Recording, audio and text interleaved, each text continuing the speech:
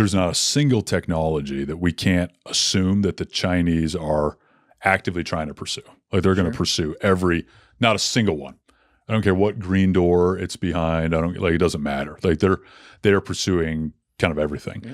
Part of what we've been able to do. We've been the way we've built this, the way we've created this without any technical debt, kind of from scratch, using the very latest ways of both software coding and both AI and ML hops, really to kind of nerd out on that.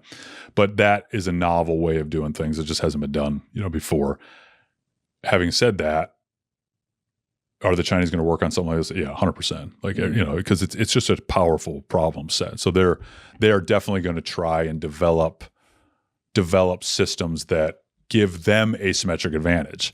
The reason this one's kind of a uniquely U.S. one is because the U.S. has developed all the systems off of GPS. Mm-hmm. So we put GPS up in orbit in late in the 80s and started using it a lot in like the early 90s, and then we built our own systems off of that. So it's a unique Achilles heel for the U.S. Mm-hmm. It's a unique Achilles heel because of all of the national security platforms. I mean, almost every one of them that is relying on GPS to some level, almost every one of them. That one, because if you're building stuff totally from scratch right now, there's probably some other ways you could do some things in some cases. Now, you're not going to get the low cost like that a software solution brings, but there's, for example, in Ukraine right now, you have fiber optic drones. Fiber optic drones. So fiber optic drones are a terrible, terrible idea. But they did it they're doing it because there's no better solution that they've had yet. Can you explain how they work? Yeah. My mind is running to some interesting images right now. It's probably the right image. The basic being, it's so jammed over there, they can't trust any signal. So they have a fishing line of fiber optic from somebody controlling it somewhere, whether it's a machine or a human. Yeah. So it's a terrible idea from an engineering perspective. The last person in the world you want to be is the one on the other end of that line. You've basically just told the whole world, hey, here's where I'm at right now. Yeah. So you don't want to be that person right there. But they've went to it because this problem has gotten so bad for them. Like it's just gotten to where they can't. There's been no other kind of real solutions for it. What ways are, like, we know all these famous stories, like we mentioned earlier, like the Chinese spy balloon and stuff like that. But like, what ways are countries like China or Russia, whoever you want to focus on, or any other countries, using drones effectively right now that we're having serious problems with in our airspace or in our waters? Well, okay. All right. So there's a lot. I'll tell you what I am most focused on, or maybe the word to be concerned, but at least focused on. Open source, you can look it up. The Chinese are developing some pretty interesting, like stratosphere level balloons, Stratosphere level balloons. So you're talking stuff that you're flying like way the freak up there, right? Way up there. And somewhere in like 100 to sometimes 150,000, like somewhere in that range. Could even be a little bit lower than that, but it's just way up there. And you're basically taking that balloon's in kind of this unique band of airspace, right? And they're putting on some kind of a drone, and basically you get that balloon close enough, and then you launch the drone off of that, and then you put really good propulsion on it, and then you have a hypersonic drone that's very cheap. Hypersonic drone? Yeah, because you're so high, and you're shooting this thing straight down, like a dart, straight down. That is a problem. For a couple reasons, that's a problem. One, you have all kinds of balloons that are used for weather and all that, so it's easily masked. And it's also a problem because I don't know if that's got a drone on it. I don't know what kind of system it has on it. And it solves a lot of the problem with hypersonics, which is often like they're very expensive. And when you launch them, the whole world knows that you've launched them. In this case, it's like, no, I put a balloon up, I'm floating it. Maybe it's doing weather, maybe it's not. Maybe it's doing weather, maybe it's not. Maybe it's hanging out. And I've got a drone that it's carrying on it and can launch down. And so I don't know if this would apply to the stratosphere level balloons, but like the balloons that was so crazy, by the way. We're just like letting the Chinese balloon fly across the airspace. Like, shoot that bitch down. Like, what the fuck? But it was sucking up all the data. Oh, 100%. That it goes over. Yeah. So these things up at that level, can they do that too? There's all kinds of payloads you can sniff data with. All kinds of payloads, yeah. Yeah, all kinds. So if you think about it, the without like trying to psychoanalyze China, which many have tried to do, maybe successfully, probably not. Take the art of war, right? There's, all kinds of like little snippets in the art of war. Sun Tzu. Yeah, Sun Tzu. Yeah. So I'm thinking. We pronounce it Tzu. Tzu. Thank you for that. Yeah, good. That's right. right. Yeah, Jersey. Yeah, excellent. So Sun Tzu, he talks about like feigning deception, acting weak when you're actually strong, Yes. like this. These kind of like these are broad concepts, but if you and then you also think so. One, that's a cultural kind of way of like. Whether it's overt or not, I'm not saying like the CCP goes and picks up the art of war and says, "What should we do on page 4?" I'm not saying they do that, but it's part of their culture. Yes, it's definitely part of their warfighting culture. Absolutely. So there's that piece. They're also with the Chinese economy, and like, I mean, it went from a third world to a first world near peer in like what, a generation. It did it. Yeah. Kai-Fu Lee writes about it. He literally opens that book, Yeah. AI Superpowers. Oh yeah. I'm pretty sure I'm thinking of the right book, where he's like all these kids. He said, pictured in 1999, a bunch of kids coming outside with like flashlights, reading on the streets at night, and he's like, China's a third world country. Right. This is a university. Right. And then 10 years later, he's Boom. like, first world. Yeah, it's like Dubai all over. Like Insane. Yeah. So what that means is they didn't have to like bring in the old industrial age into the information age. Right. They just got to start with that. That's right. So it also means if you're going to build up capability, like what are you going to do? I'm going to be like, okay, I'll go up against this $1 trillion a year behemoth. So let me develop and invest in capabilities that asymmetrically neutralize it, like electronic attack, like balloons, like super cheap drones that take advantage of my manufacturing supremacy. That's what I'm going to invest in. So maybe they get, some really sophisticated hypersonic stealth munition. Maybe they do, maybe they don't. Who cares? They're like, we're the ones that can produce millions of these drones. And we can steal all your software and the autonomy stuff that you've already done. And we can produce it. And then we can invest in electronic attack. We can invest in balloons. We can invest in unique carrier, weapons to go against carrier strike groups in the Pacific. We invest in these things, all the neutralizing ways. And then because then the idea is like, okay, if I can at a national security level, like if we can basically take away your credible way to coerce me. So I can take away, all right, yes, United States of America, I know that your military power is really not that real because you're not willing to have, 3 carrier strike groups at the bottom of the ocean on night 1. And you know that I can do that. All of a sudden, that gives them freedom of maneuver to kind of do whatever they want. Also with drones, again, because you don't have to have humans in them, so the engine, and they can be smaller, and the engineering's a lot different.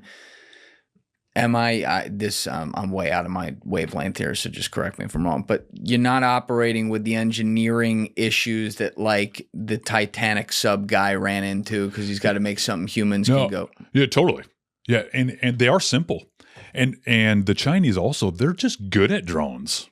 So there is an argument by far, like within the U.S. drone industry on the commercial side, it's actually kind of sad, right? Basically, all U.S. companies got out of the drone business. The Chinese ran them out. The DJI drones and a couple other ones related to DJI, they dominate the U.S. consumer market. Dominate. We got Chinese spyware all over the place, all over, all the farms, all the hobbyists, all the people doing real estate. For that.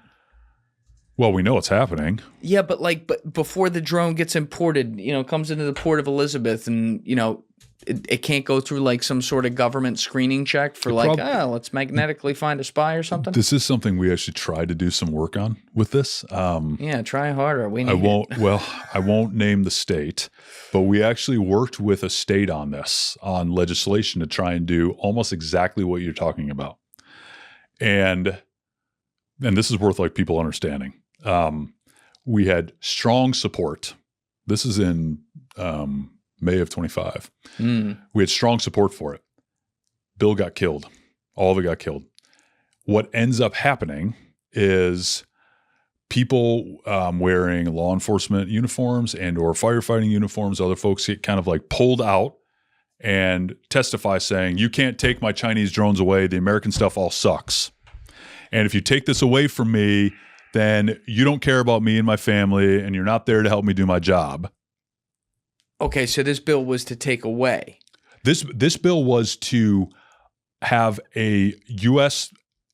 capability to inspect these kind of drones, ensure that the software is clean on them, and prevent data exfiltration, meaning prevent the spying. Still using a core DJI drone product, which is actually a good little drone, right? It works. So why were they concerned about losing their drones? I don't understand. That's just how the argument goes. So the argument goes because the argument goes twofold in this case. The argument said, we're going to give you like a 5-year period, and then we're going to start you're going to have to start buying American. Or you're going to have to start buying Americans after a 5-year period where theoretically the U.S. drone industrial base would built up, and then these law enforcement, firefighting, public safety types could then buy the equivalent of a U.S. drone. Right. So there's a time limit on it, and it's a product change and legislation on where you're allowed to buy from.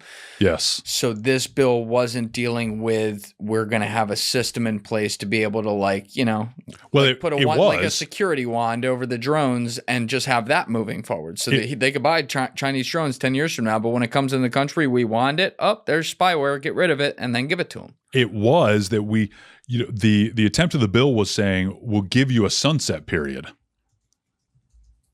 Yeah, but I'm saying into perpetuity. Like, why not develop a tool that could just check this and be like, there it is, we got it out, here you go. That's what you would have had from this. Yes. Yeah, but at the end of 5 years, you wouldn't even have that system anymore. It would just be you must buy American. Which I'm all for buying American. That part was actually in that bill. That part was even up for negotiation. Yeah, they should have negotiated that. Right. That was. But here's the part that people need to understand of what is like actually happening here is that you had all kinds of people on DJI's payroll that were the ones that said, "Oh no, we need to have Chinese drones. The American stuff is just terrible."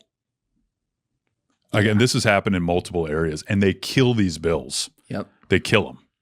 Using our freedoms against ourselves again? Potentially, yeah. That's what they're doing. I personally think there should be an investigation of this. I agree. Like the Chinese drone lobbyists and who they've paid off, because other states have looked at this too. And if you look, I don't have it up right now, but if you looked, the FCC recently just came out with something that said we're not going to let out any Chinese drones to do anything. And I don't even know if I don't know exactly how you're going to enforce that or make that happen because it's not a bill. It's just like a executive thing the FCC came out of. And again, this is another problem where this is a typical thing. Please correct me if I'm wrong again, where this kind of thing is happening here, but not in reverse. Well, so we are doing some. The world's complex. I mean, the world's complex. You know, we focus on what's happening here. What I would in drones, I would just cage it to drones. In drones specifically, because the Chinese drones, the DJI drones, basically were allowed to dominate the market and drive all the U.S. competition out of it. They almost all of them just said, we're going to stop making these things. Like, we're just done. We can't compete on price. All kinds of reasons that's happened, right? The Chinese, they use state-sponsored funding within their manufacturing to make it orders of magnitude cheaper than like a regular company does just starting at one. That's one of the reasons. And then there's definitely a very real currency manipulation. If you hold, I think the Chinese central bank holds $3 trillion of US right now. That's done on purpose, right? As a devaluing of currency. So there's these external things that they've done to enable their own manufacturing sector. And then their own manufacturing sector, very Sun Tzu-ish of them, is everything's dual use. That drone's taking pictures of your wedding and looking at your roof today, that drone can be remissioned for something tomorrow. Mm-hmm. And then even if it's that drone or that manufacturing plant that produced that drone. And that's where is it using our own freedoms against us, or is it using a naive view of the world? Yeah, I'm just saying, like, they don't let X in there. Google's not in fucking China, but their companies are here. True. You know what I mean? And it's a similar aspect. Like, they get to access our free markets, get capitalized through New York Stock Exchange even, and all that. And then the reverse, they really watch from a counter-espionage perspective. No, totally agree. On that end. And it's not 100 and 0, but I'm getting at, like, the winds are blowing more in our direction of threat with this rather than in theirs. No, that I totally agree with. And that's something we just haven't, for all kinds of reasons, we just have allowed to happen. And there's I'm not, there's a number of Americans that have gotten, fabulously wealthy over allowing Chinese investment into the U.S. Oh my God! Fuck yeah! Which is ultimately like why a lot of this happened. And it's not just you were saying that. It's not like, to put it at a higher level. Corporations. There are corporations who have literally lived and died off this. Yeah.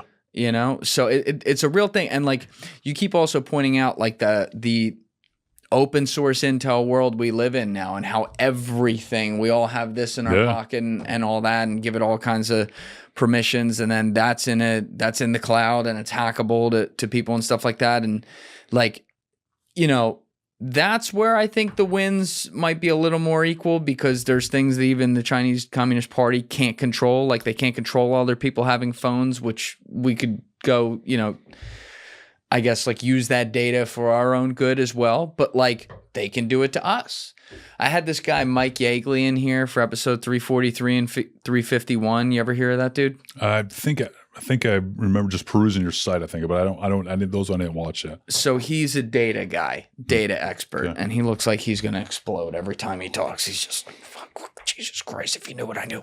But he had done some work, some contracting for, like, DARPA back in the day and everything, and then was working in the private data sector and all that. And effectively, he was in his bedroom one day and wanted to know if he could just, like, buy some data and figure out some information on cell phones that looked unique to him. So he did, and he spent whatever money he did on it. And these were specifically cell phones emanating from, what was it, Fort Knox? Yeah. Is that right? In North Carolina? Fort Bragg. Sorry. Bragg, it was in Fort Bragg. And he started tracking these phones off the base to a town that was a wealthier town, meaning, like, the starter homes cost a lot more. And he would see these phones go to these different houses where he could then go get openly available property records and get the names and figure out who they were. And then he would watch these same group of phones, maybe it was 6, maybe it was 12. Like, once every other month, they'd fly to Syria. And they'd go to some, like, French cement company called Lafargue. He's like, oh, that's funny. And then when he looked into the guys, he goes, oh, these are all Delta Force guys.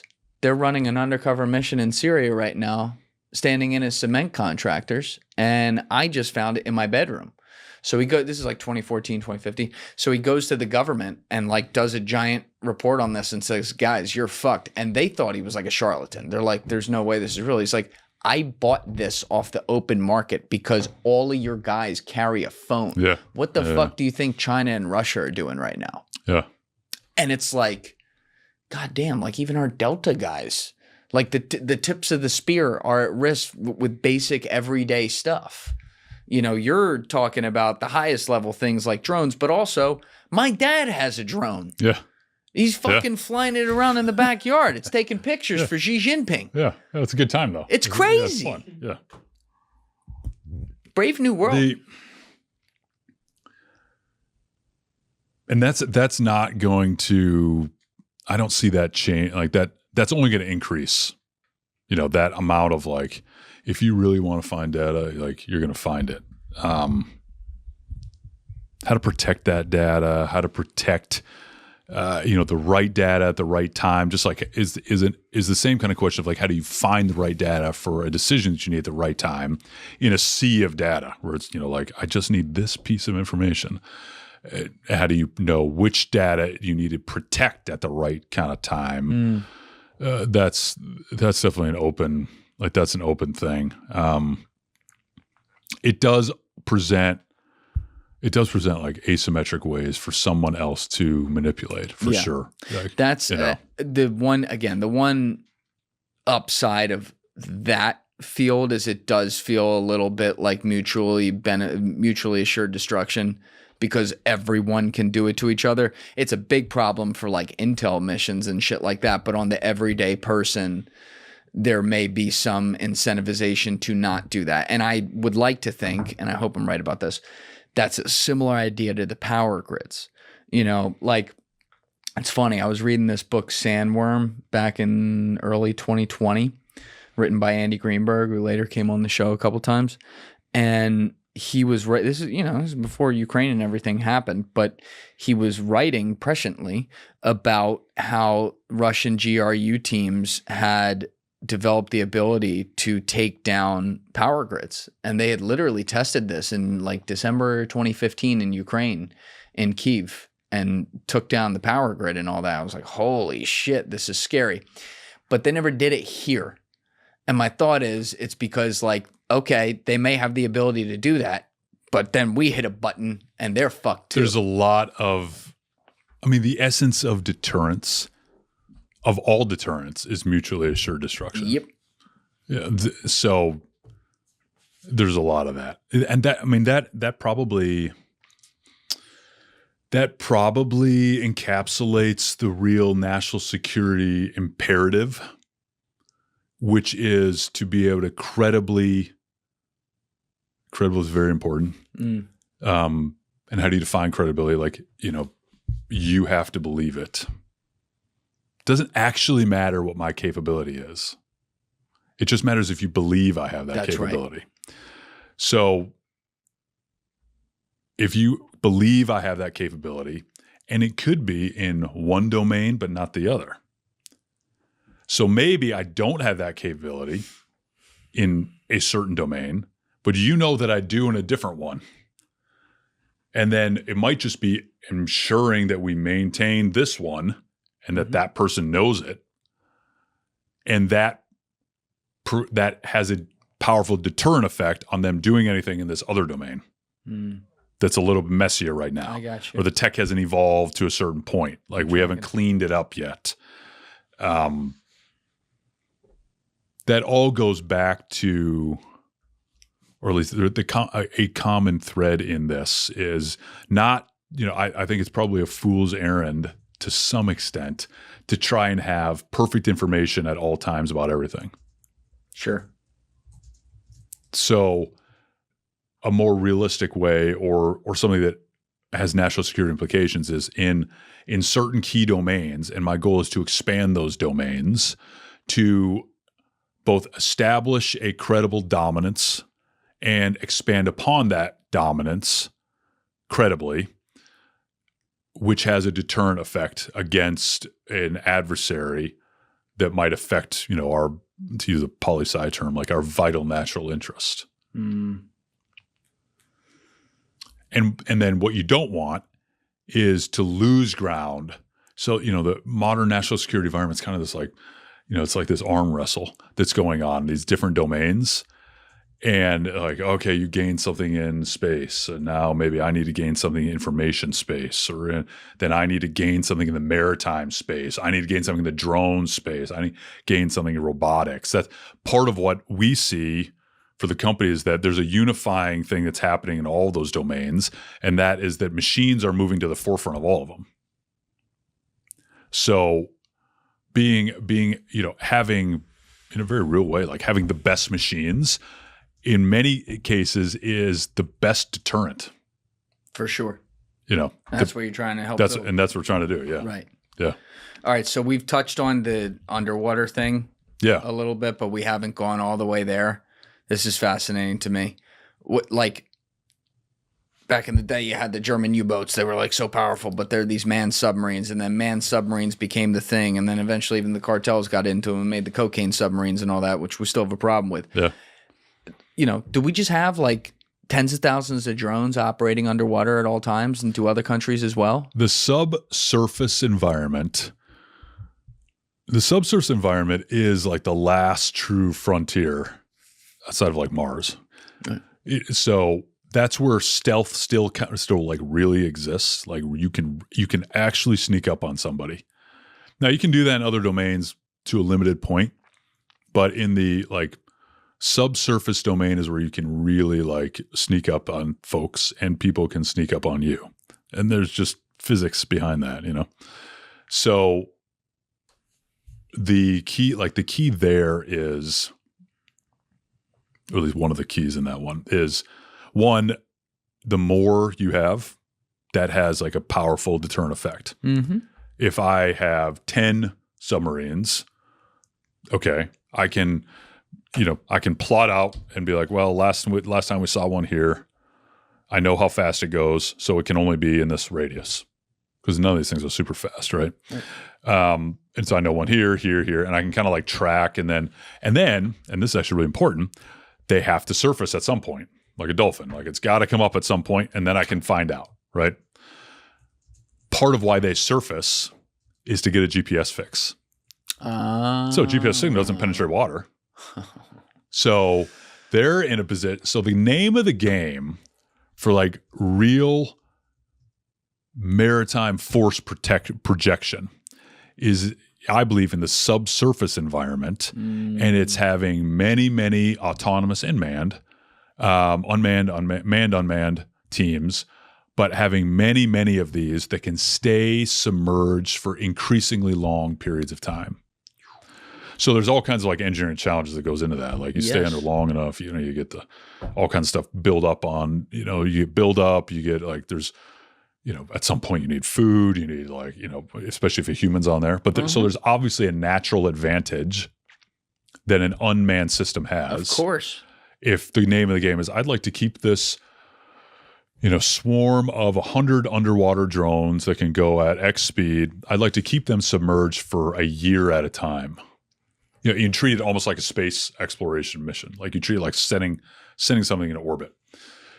A key part of that is I got to be able to operate without a GPS fix for a year and still know where I'm at. That's where we come in, and that's where we're very excited about partnering in that domain specifically. Some cool stuff that we're starting to scope in that area too. There's other engineering challenges that have to go into that, but that's that piece of drones, I think, is actually, and you can call them drone submarine, drone boats, like the same thing, but that piece is actually really important. It's as important as the air piece. It's maybe even more important, you know? Yeah. And this is where my head goes to DARPA a little bit, because have you ever heard the David Fravor story? No. He's an Air Force guy, I think, right? Yeah. So Captain David Fravor, with the famous gimbal video, I believe back in 2004, I forget what it was the USS, wasn't the Roosevelt, was it? Nimitz, that's right.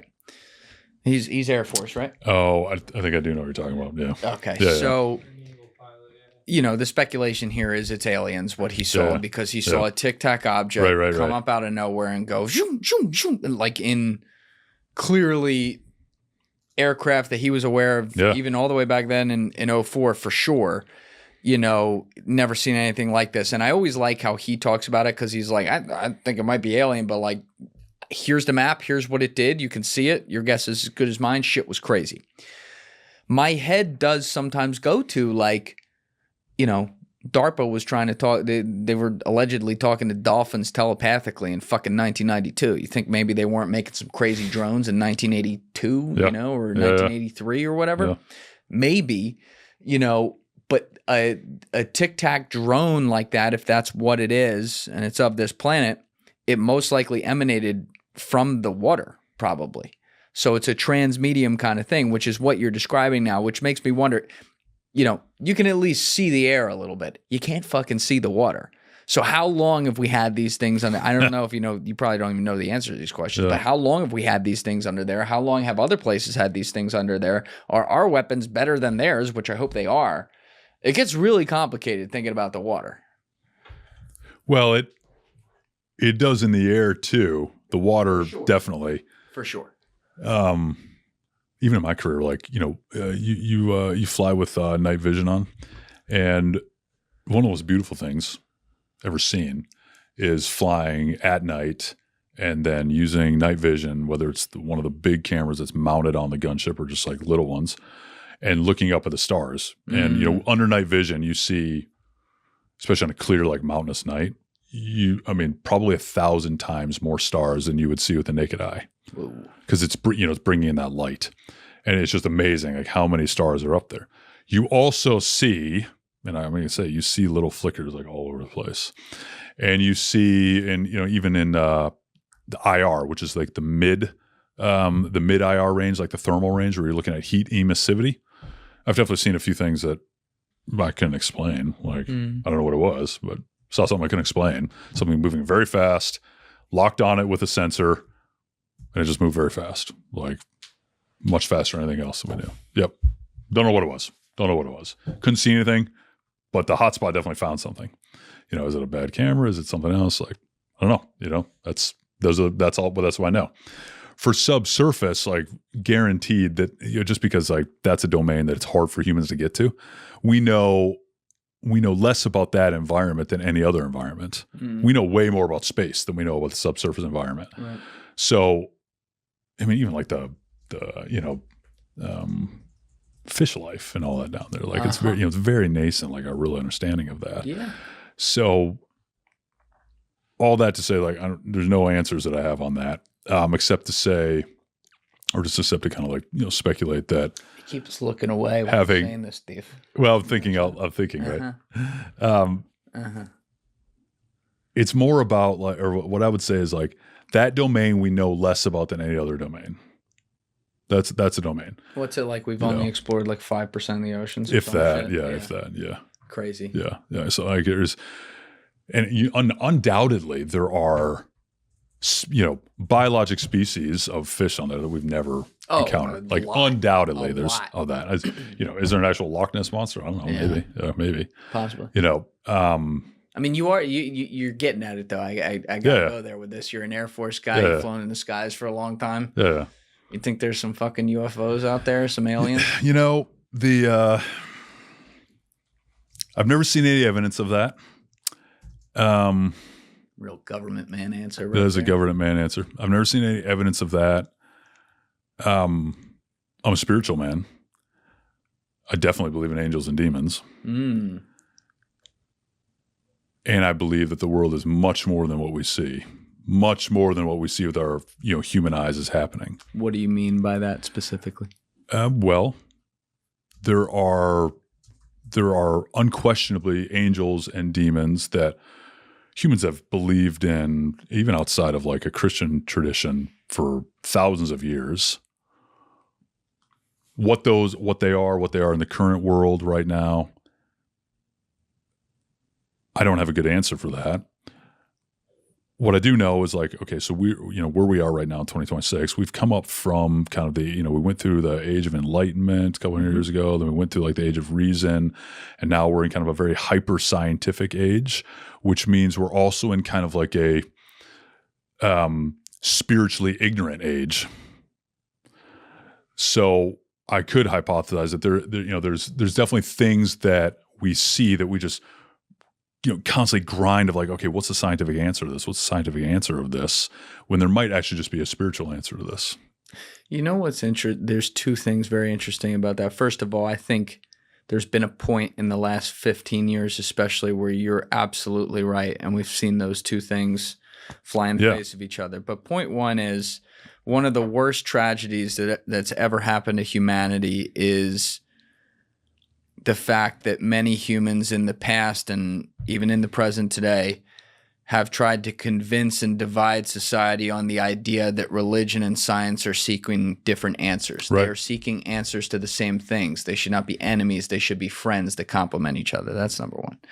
Number two, because of everything you just said, we're also in the last, I'd say like 2-3 years, seeing like a massive, even generational, like spiritual, if you will, revival of 100%, people who are like, God damn, we've had a crazy last 15, 20 years. Right. There's got to be some reason for this. I'm going to church. Right. You know? Yeah. We've seen that. Yeah. Right. Yeah. So it could be like, you know, I think a lot of that's pretty positive. You know, I don't subscribe to an organized religion myself, but I do believe in God. Right. And I think if more people are starting to develop like some sort of good, positive, moral North Star in their life, however they do that, I think that's a net benefit for society for sure. Truth seeking is always a net benefit. Maximally truth seeking individuals using both science, the best reason that we have, based on the best data that we can observe, that being the key part of science, right, is like observable physical space. That's right. Married with, I agree with you, married with like a spiritual sense of acknowledging that there are all kinds of things that are very real but unobservable. And you know, like the open up of you know, kind of the mind-blowing stuff of quantum mechanics that's kind of like rewrote all the rules for what we thought we knew about physics. And you know, I think that's actually had, you know, this idea of science as a religion, because I think it did, you know, it led to like a humanism, and it led to kind of a replacement for religion. It became the religion. Right. And it kind of became like, if you know, the only thing you believe is what you see, which is historically a really ignorant position. Like no humans anywhere else would think that way of any or, you know, location, like there, you know, Like time in history anywhere. Like you know that there is a spiritual element of who we are. And we intrinsically know this. Like, you know, if I put my hand out like this and I rub here, there's all these microorganisms that are falling off off my body into the ground. That's a part of me, but I fully understand that that's not Jesse Hamel. Jesse Hamel's more than just these little cells that popped off of here. Yeah, they help make him up. There's something here that's more than just my body. That's right. So and that's spiritual. So we know this, but you know, especially, you know, way I grew up, and probably the way you grew up, sounds like there was really kind of in a lot of society, there was just an ignoring of that. Just like, I'm not gonna pay attention to that. It's not real, you know. And we kind of like told ourselves that that's actually higher intellectualism. Like we told ourselves. So then if we see something we can't explain, I think previous generations would have had no problem looking at this saying, well, clearly there's a spiritual phenomenon happening here. Right. Clearly there's a spiritual phenomenon happening here. And what's happened now is it's like, well, I don't have that muscle memory to go back to. So I guess it's a UFO or a UAP or like, I don't know, like it's weird. I think it's a healthy thing because it's on the road, but it's a symptom of like, are there actual green aliens walking around? Well, no, not that's been observed, but it's a symptom of like, that's what happens when you just, you know, lobotomize yourself spiritually. Anything you can't observe with your senses, you're going to start, if you're maximally truth seeking, like you're going to start filling in the gaps. And you might fill in the gaps with something really stupid, but it's also just part of like wrestling with something. So I actually think your point it is very positive. This and there definitely is this kind of a spiritual awakening happening. I think that's also a time to kind of rethink of like, we definitely live in an existence that has both a physical reality and a spiritual reality. For sure. I agree. And if you are only attuned to the physical reality, you're spiritually dead. Like you've missed this whole aspect of what's actually happening here. Yeah, and it ironically goes to a criticism I have of like both extremes. So meaning like the people who are really dogmatic about one religion, and if you don't believe every fucking thing they say, like you're banned to hell or whatever they say. And then the people in the other direction who are like, there is definitely nothing, right? Like to both of those groups, I'm like, how ignorant is it of you to assume that you have all the answers here on earth as a physical being, that you know everything? How almost narcissistic is that? Because There is some crazy reason we're here. Something had to start something at the beginning of that. And that is obviously some sort of supreme power, however you want to define it, whatever helps you sleep at night. That's good with me. But like, to me, if you're not humble in the face of that to try to live your life in the best possible way and treat people the best you can and do good and, you know, not be an asshole to other people, not do things that are evil or just for profit, which we talked about incentive structures today and things like that, like, then that's like your spiritual capital, if you will. I don't mean to like dumb it into like some monetary checklist or whatever. That's not what I'm trying to do. But it's like you should be humble in the face of what you don't know. And there just seem to be a lot of people who, you know, if we're going to focus on the direction of people who are like, well, I'm only looking at what I can see. It's like, we don't even know what consciousness is, man. Take a chill pill. No, I think your point's spot on what, I mean, you could say this is a failure of organized religion in a lot of areas. And you know, while there is a spiritual reawakening, I've not seen nor seen any, you know, I don't think there's a like, hey, let's go back to dogma. Those are two very different things. You're absolutely right about that. You know, yeah. So I think, you know, one, as a Christian, for me, all truth runs through Christ. And that's how I define that. What that also means, and maybe this is also kind of answering, is that there's a acknowledgement of my own human condition, which means much of the supernatural is kind of outside of my grasp. In fact, almost all of it is outside of my grasp. So yeah, when you encounter anyone that is very, you know, in any persuasion of faith or what they decide to believe in, if that's real faith or not, but what they decide to believe in or what their reason has told them to, or what is comforting for them to say out loud, that you know, that's kind of, it should be rejected if it doesn't come from a place of, I understand how small I am on this universe, how limited and finite my understanding is, and that believing is not seeing. So if you're believing something, it's, you know, what I believe is it's actually a spiritual gift. It's a spiritual gift to believe. And it's that your spiritual eyes have been opened.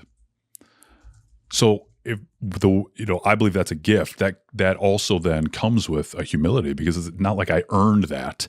It's not like I arrived at some enlightenment and now I've seen it because I'm so intelligent, or I followed the religious rules so well, or I purified myself with this sacrament, or I went on this Mecca. Like none of that. That is all garbage. But if it's a gift that was given, then it's humbly maintained. And it's humbly maintained, saying that that's a gift that's available for all of humanity. And that's it. That's how I view it. And that has allowed, I believe that's allowed me to, that kind of opening of you know, spiritual consciousness and awakeness that's done through Christ, and I believe that's the only way it's done, that allows you to be, you know, in a humble way, it allows you to be a light in a dark world. And that's a dark world that is some people kind of like, you know, eyes closed, like looking for answers. And that's a dark world where other people are like, no, because I couldn't find the answers, I'm just going to make up the answers. Or that's other people are like, okay, I know there's answers out there somewhere, but I'm never going to find them, so I give up. Those are all comforting things. You know, those are all things that you have to kind of, you know, if there's a God-shaped hole inside of you, you're going to try to find some way to comfort that. And you're going to surround it with some kind of painkiller. That painkiller might be a really detailed religious step process. That painkiller might be, I'm going to do this, I'm going to say this. That painkiller might be, I'm just going to say, I'm going to go fatalistic and say, I'll never know. Like there's some big deity out there, but I can't figure it out.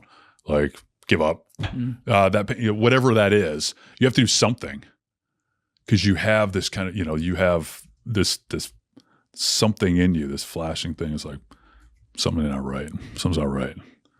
And what I would say is that, like, I think that's, if you have that, for anybody that has that kind of feeling, that's a really positive thing, because what it means is, like, your spirit is still in an open, truth-seeking mode, even if you're nullifying it without realizing it, you know?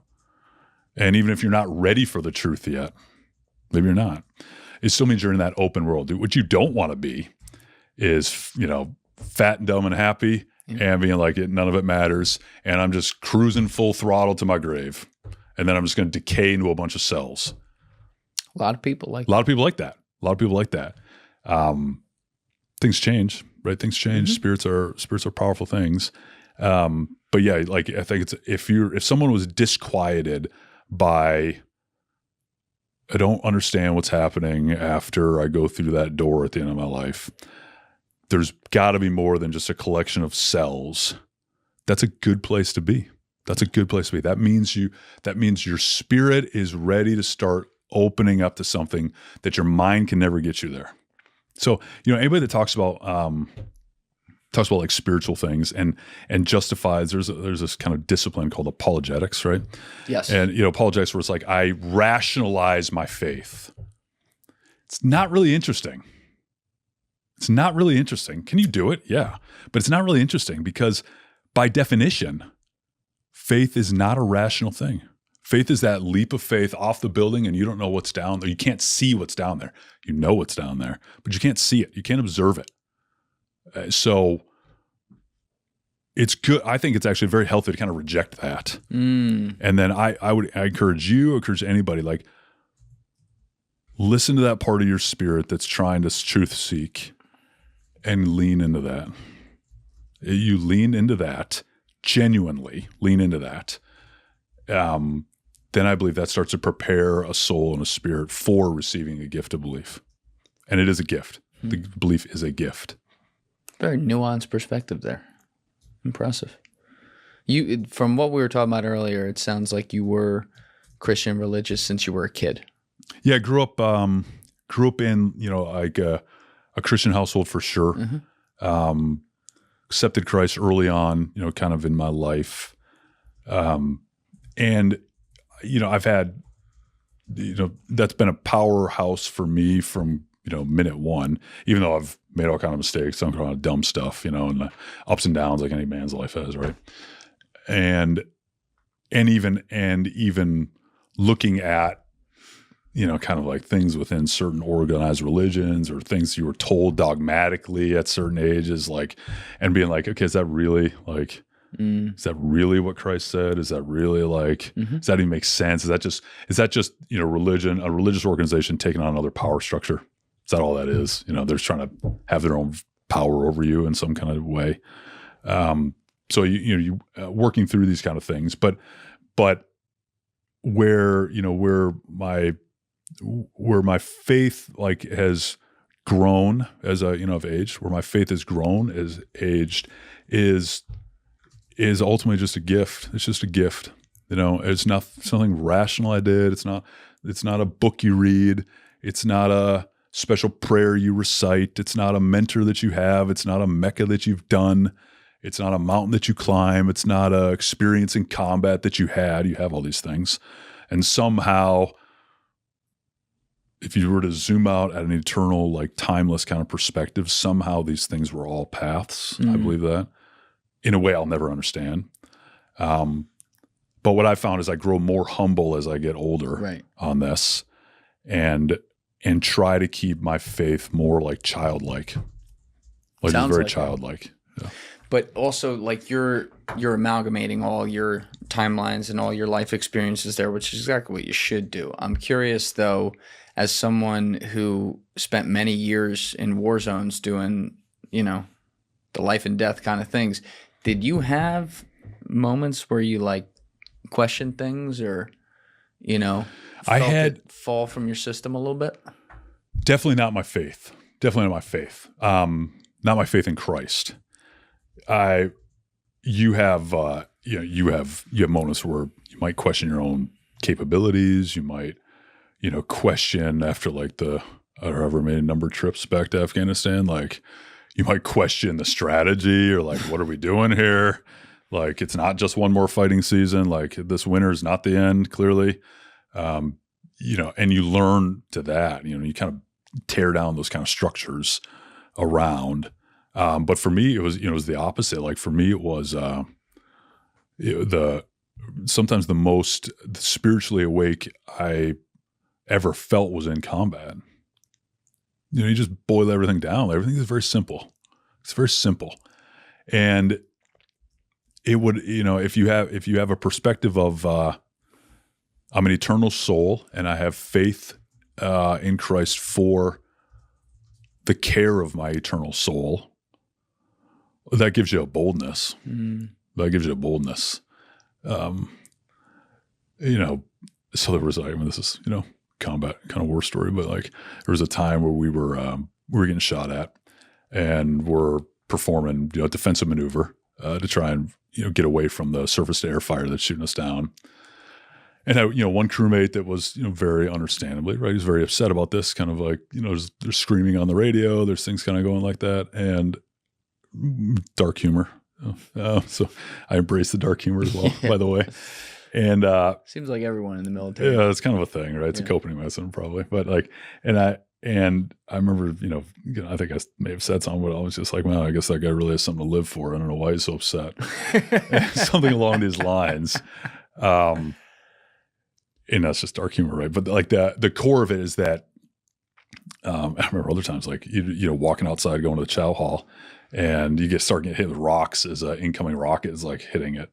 And it was just interesting. You'd see even like hardened warriors, like, and some of them just immediately running to the bunkers or immediately to this. And I'm not, you know, throwing a spirit at anybody like that, but, and I'm not trying to sound like a tough guy either. It just never really bothered me. You know, it just didn't. I just, you know, just had peace. Like, it was like, if it's my time, it's my time. And I think I still live that way now. If anything, I'm motivated to be like, well, I don't know how much time I got left. So let's make it count, you know, and try to every day make it count, and have peace with it. Yeah, yeah. Like, and that I think helped me in all those combat deployments. You know, clearly, it comes across for sure. There's the old Einstein quote I'm sure you're familiar with, where he says, "I don't know what weapons World War III will be fought with, but I know World War IV will be sticks and stones." Yeah, yeah. And I think throughout our conversation today, which again was 2 episodes, it's been awesome. You know, you're on the frontier of trying to create things that can help prevent a World War III. But do you have in the back of your mind the idea that, you know, we do technically have the ability to just completely destroy ourselves, or maybe create things now that will destroy us without us even realizing it? And it's some of the very same technology that you and many other people have been entrusted to work with. Yeah, I am concerned for that. The technology could be part of it, like we talked about, and I think deeply that we need tech leaders of incredibly high character and values that are shaping how this tech will work, and that I think will determine, again, freedom or enslavement from our own technology over the next 10, 20 years. I'm even more concerned just about kind of cultural rot and how we have both as Americans and even in many other areas too, we've just allowed basics to kind of decay, to even like repopulation, birth rates, and I think that's actually as much of an existential threat as anything technology wise. Like, we're going to do it to ourselves by being stupid and by embracing like very dumb ideologies. And some of this, I think is probably best, but you see it in hindsight easier. But that's where I'm most concerned about that, about like the cultural rot, about, what happens if our own country, the country that I've served, with pretty much in my entire adult life, has a path of just like pure fraud, corruption, decay, hollowing from the inside. and that probably happening in some other areas too, outside of in the U.S. Mm-hmm. What does that look like for our future? I think that's, so there's the technology piece of it for sure that is valid, but our own like ethical just rot might actually be the more pernicious thing, where we just, we have, nobody wants to have babies anymore. Nobody wants to, really like this is a problem. Nobody wants to have babies. Nobody wants to sacrifice. Nobody wants to, go through the hard things to become a leader of character. And those things get minimized, and then somehow our society like eats the people that are and spits them back out. And you get to a point where it's like, maybe that, that's going to take something nasty to kind of, correct that. Yeah. It also starts at a socioeconomic level too, as well. And a cultural attitude. Like when you have so many dark years that we've had economically for the average person in this country, the downstream effects of that, and then you add in all the fucking endless wars, you add in all the crises, the COVID shit, government's lying, it creates a vibe in society where the light is just dimmed. And I'm trying to help, we'll cover the things that got to be pointed out and stuff like that, but I'm also trying to help be a part of boiling my pot in the ocean where we can help re-inflame that. And I totally agree with you with like there should be an emphasis on people wanting to have kids. We also need to make it more affordable in this country 100%. for people to be able to have kids. The fact that money is even a question in reproduction, which is an evolutionary staple of what we've done as a fucking species for our existence on Earth, is insane. And then when you have these attitudes getting into the mainstream, I mean, there was a clip of Chappelle, what's her name? Chappelle Rowan? Chappell Rowan. Yeah. So she, she was talking about on, some podcast about how, I think it was Call Her Daddy, about how, oh my God, no one I know who has kids is happy at all. They're all fucking miserable. Oh yeah, and I'm like, clip, I'm like, who the fuck are you talking to? It's terrible. Everyone, listen, it's a sacrifice with kids for sure, but like it's the greatest sacrifice ever. I don't have kids yet, but I fucking look forward to it. And everyone I know with kids is like, this is the greatest thing that's ever happened to me. Yeah. I'm sure you would say the same thing. Life changing. And it's like, we got to stop this doomer gloomer shit with stuff like that, because it is literally anti-evolutionary. I completely agree with you. Yeah. That bothers me a lot. There's a stat that shows the average wage from like 1960 to the average home price, and then what they are now. It's insane. That is absolutely insane. Like that, and that one really bothers me for my 3 kids. Yeah, like thinking, I was married, and with a wife, and our first on the way when I was like, I don't know, 26, 27, something like that. Like, own my own house and all, like, on just good luck with that now. Exactly. On like military pay too. This isn't like, you're not getting rich there. And impossible now. Yeah. I can't afford a house. 100% impossible. Crazy. It's just like, that part really bothers me. Like that part really, and then I'm setting them into a world like, saying in a world where also like the DEI stuff is just so minimized. Some of the meritocracy, some of like my sons especially, going into a world where they're just demonized at a lot of different areas, a lot of companies that are like, hey, anything but the white man, and trying to set them into one. Back around. I think it is. Yeah. I think it is. To like, no kidding. Hey, let's actually bring in like people that are really good at their job, whatever they are. Right. It's definitely only the way I hire. But there's still some remnants. There's still remnants of this. Sure. Absolutely. Yes. And so, you're demonized to a point. You're never going to own a home now without some kind of major thing, for a lot of folks. And just those socioeconomic things, I think this is a real problem. I will say credit where it's due. That recent, I guess, like order that Trump's putting out with the institutional investors unable to buy totally family homes. Yeah. Incredible potential legislation there. Regardless, I don't care if you're Democrat, Republican, that is good for Americans, because these businesses, I'll give them the benefit of the doubt. I won't even call it evil. They're incentivized to get their quarterly reports. So they're finding all the business lines they can, and they've created this, what as a result is basically like an evil business line where they're buying up family homes everywhere and then setting the market prices to places where people can't fucking afford it. And then making people overpay for rent and setting the rent market in so many cities. And now hopefully they're not going to be able to do that, and we can start to bring back these prices. But yeah, we got to fix it. We got a lot of problems, and we definitely got to fix it for sure. That's definitely I think that's that's something you really have to. I think we focus on that a lot, And in my kind of small little, your analogy, I really like, the little bucket of the ocean that I have. Trying to create at least a business environment that enables people to do this kind of, to live in that kind of way.